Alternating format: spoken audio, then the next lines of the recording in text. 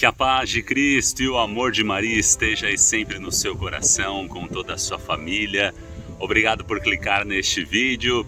Se você gostar, deixe um joinha, um like, o seu comentário, seus pedidos de oração para rezarmos por você. E se inscreva no canal ativando o sininho. Deus abençoe, salve Maria Imaculada! E vamos então agora acompanhar o Santo Evangelho de hoje comentado. Antes, nos colocando na presença de Deus, rezando: Meu Senhor e meu Deus, creio firmemente que estás aqui, que me vês, que me ouves. Adoro-te com profunda reverência. Peço-te perdão dos meus pecados e graça para fazer com fruto este tempo de oração. Minha Mãe Imaculada, São José, meu Pai e Senhor, meu anjo da guarda, intercedei por mim. Em nome do Pai, do Filho e do Espírito Santo. Amém. Vamos acompanhar este Santo Evangelho de hoje, desta sexta-feira, dia 15 de julho. Hoje dia de São Boaventura, bispo e doutor da Igreja. E quem foi São Boaventura? Ele nasceu na Itália no ano 1218. E Boaventura entrou para a ordem dos frades menores, dos quais mais tarde se tornou ministro geral. Ele tinha uma inteligência brilhante, conquistou títulos em Bíblia e Teologia e foi professor universitário. Recebeu a ordenação presbiteral e depois a episcopal, padre e depois bispo. Ele soube manter a simplicidade e semeava sempre a harmonia por onde ele passava.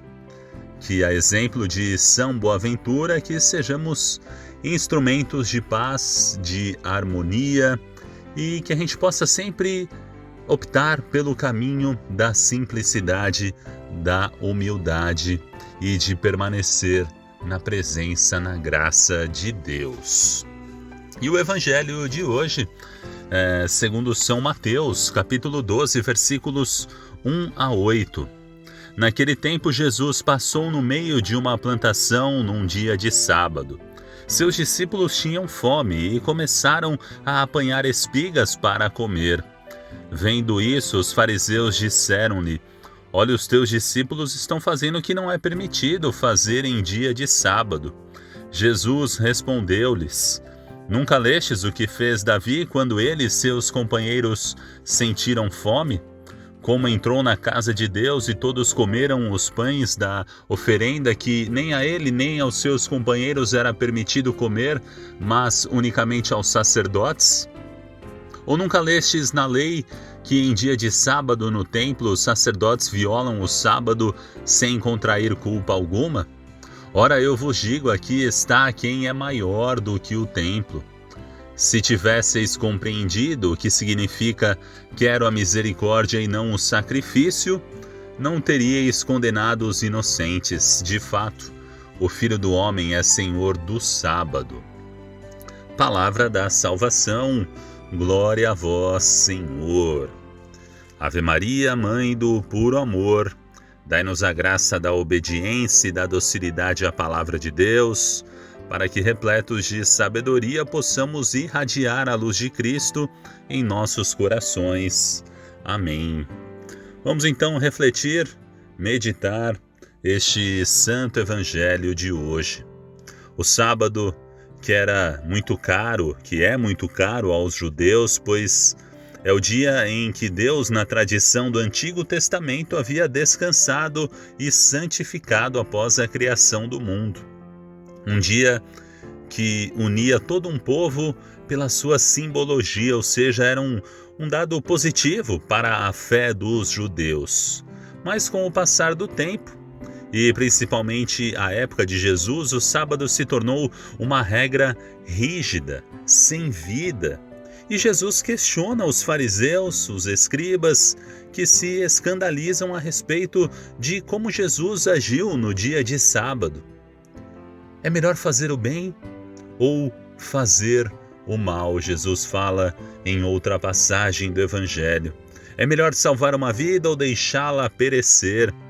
São perguntas que deviam atingir qualquer coração endurecido por regras que eram imutáveis e improdutíveis.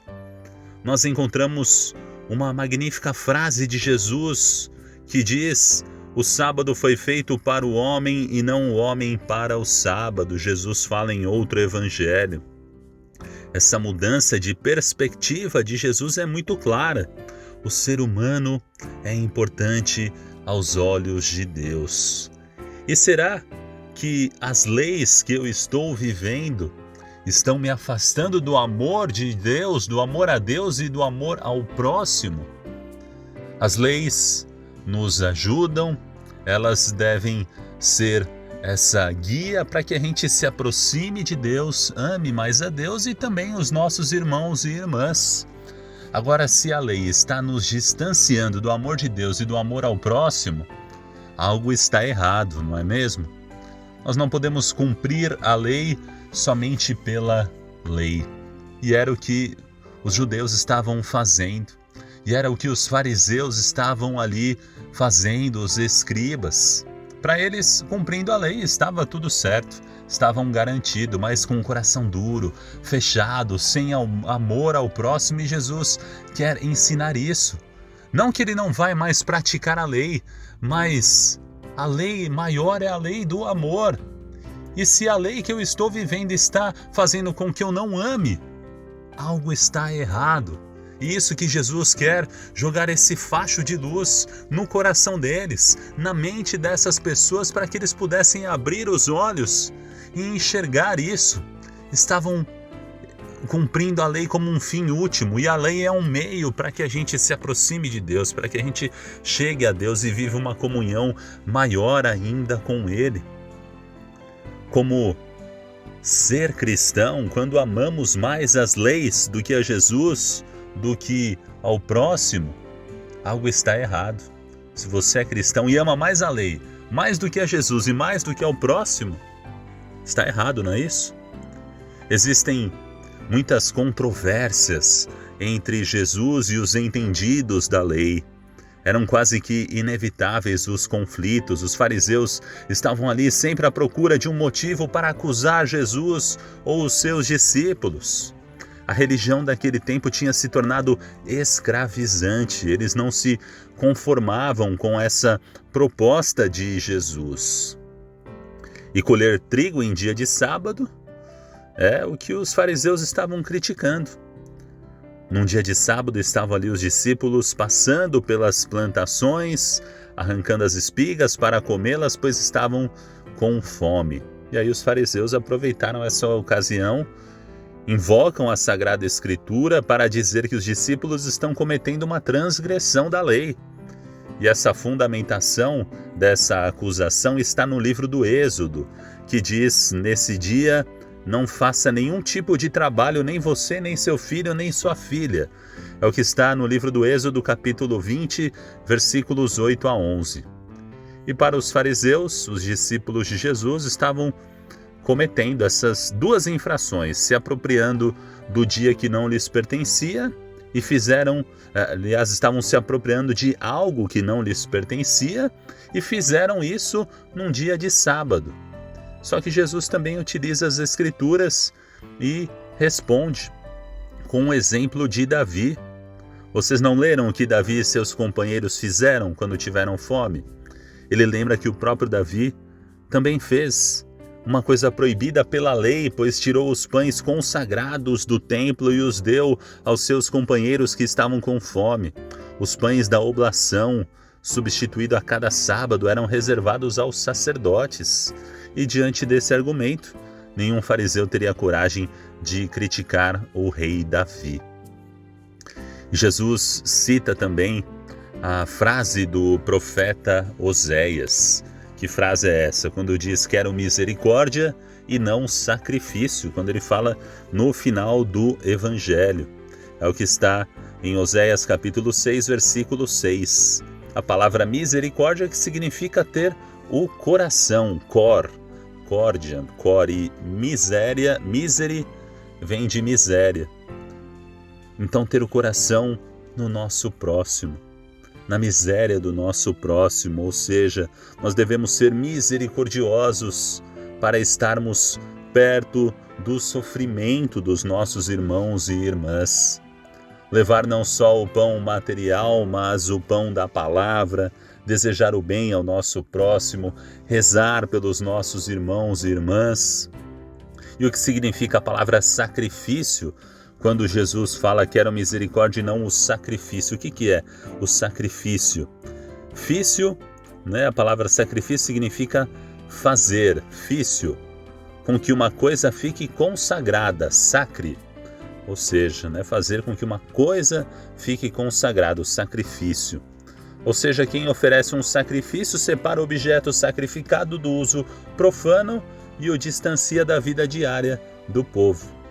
E se os fariseus tivessem em si este olhar de Oséias, saberiam que o sacrifício mais agradável a Deus não é a pessoa praticante viver distanciada da realidade, distanciada do amor ao próximo, mas sim ela colocar o seu coração inteiramente consagrado nos irmãos e irmãs e em Deus. É isso que Jesus quer. Por isso que ele diz que era misericórdia e não o sacrifício.